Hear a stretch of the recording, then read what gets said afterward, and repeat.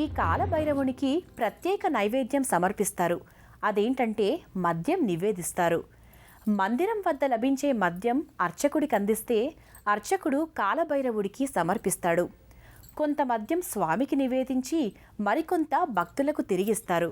ఈ విధంగా కాలభైరవునికి మద్యం సమర్పించే ప్రక్రియ పురాణాల్లో కూడా పేర్కొనబడింది. కాలభైరవుడికి మద్యాన్ని సమర్పిస్తే ఆయువు, ఆరోగ్యం వృద్ధి చెందుతాయని భక్తుల నమ్మిక.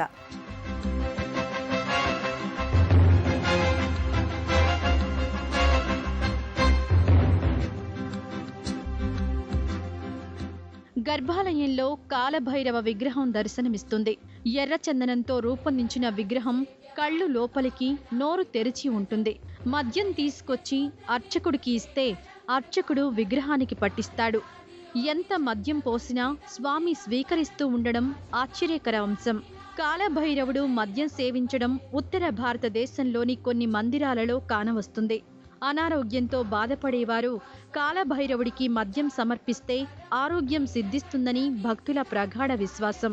దేశంలోని అన్ని ప్రాంతాల నుండి భక్తులు విచ్చేసి మద్యం సమర్పించి సత్ఫలితాలు పొందుతున్నారు. కొంత మద్యం స్వామికి సమర్పించి మిగిలింది భక్తులకే తిరిగి ఇస్తారు. అన్ని జాతీయ ఛానళ్లలో ఈ అంశం చర్చనీయాంశమైంది. విగ్రహం నోటిలో పోసిన మద్యం ఎక్కడికి పోతుందని అర్చకులే తెలుసుకునే ప్రయత్నం చేశారు. అయితే నోటిలో పోసిన మద్యం ఎక్కడికి పోతుందో ఎవరూ కనిపెట్టలేకపోయారు. అంతా స్వామి మహిమగా చెప్తుంటారు.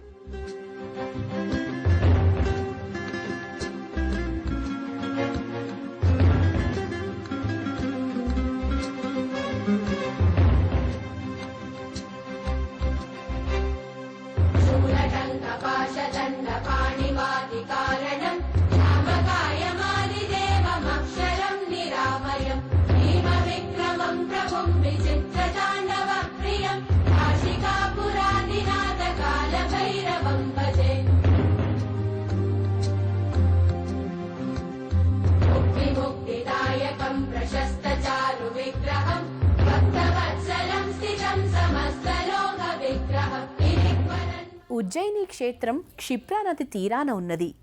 ఈ నదిలో స్నానమాచరిస్తే సర్వతీర్థాలలో స్నానమాచరించినంత పుణ్యఫలం లభిస్తుందట. ఈ నదీ తీరాన సిద్ధుల వటం అనే ఓ వటవృక్షం ఉన్నది. ఈ వటవృక్షం కొన్ని వేల సంవత్సరాల నాటిదని చెప్తూ ఉంటారు. సీతమ్మవారు నాటిన ఓ చిన్న మొక్క ఈ వటవృక్షమట. మరో విషయం ఏంటంటే ఈ ప్రదేశంలో రాహుకేతు దోష పరిహార పూజలు నిర్వహిస్తారట.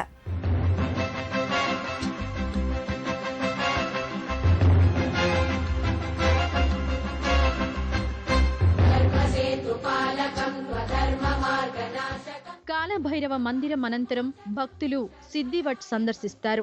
క్షిప్రా నది ఒడ్డున సిద్ధివట్ ఉన్నది. సీతమ్మ నాటిన మొక్క నేటికి వటవృక్షంగా ఉందని స్థానికుల కథనం. అలాంటి వాళ్ళది నిజమైన ప్రేమ కాదు, అది వ్యామోహం. ఎగ్జాక్ట్లీ చిన్నత్త, నిజంగా ప్రేమించుకున్న వాళ్ళు అలా చేయరు. ఎంత మనసు విరిగిపోతే కన్న కూతుర్ని పట్టుకొని మా దృష్టిలో చచ్చిపోయా ఉంటుందా తల్లి? అది సరే అమ్మా, తన కూతురుతో తన మాట అనేటప్పుడు ఆమె మాటల్లో వ్యథ, కళ్ళల్లో బాధ గమనించావమ్మా? పెద్దబాబుకు బర్త్డే విషెస్ చెప్పు కూడా వెళ్ళాం కదా.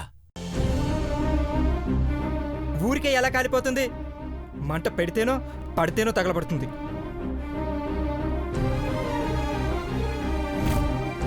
కరెక్ట్ చిన్నబాబు, నీకొచ్చినట్టే నాకు డౌట్ వచ్చింది.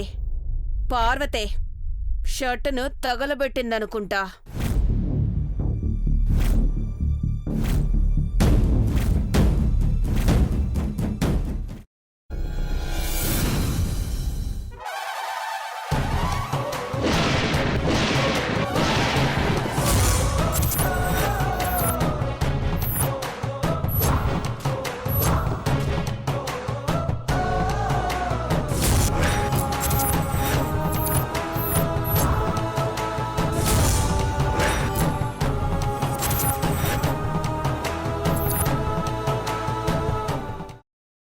తర్వాత పొట్టు తీసేసి చాప్ చేసి పక్కన పెట్టుకోవాలి. ఒక ప్యాన్లో కొద్దిగా నూనె వేడి చేసి అందులో ఆవాలు, మినప్పప్పు, శనగపప్పు, కరివేపాకు, సన్నగా తరిగి పెట్టుకున్న ఉల్లిపాయలు వేసుకుని 1 నిమిషం పాటు వేయించుకోవాలి. ఆ తర్వాత కాల్చి కట్ చేసి పెట్టుకున్న వంకాయని కూడా అందులో వేసుకుని బాగా మిక్స్ చేసి బౌల్లోకి ట్రాన్స్ఫర్ చేసుకుని అందులో తగినంత చిక్కటి పెరుగు లేదా పల్చటి పెరుగు వేసుకుని మిక్స్ చేసి అన్నంతో కానివ్వండి, చపాతీతో కానివ్వండి సర్వ్ చేసినా చాలా బాగుంటుంది.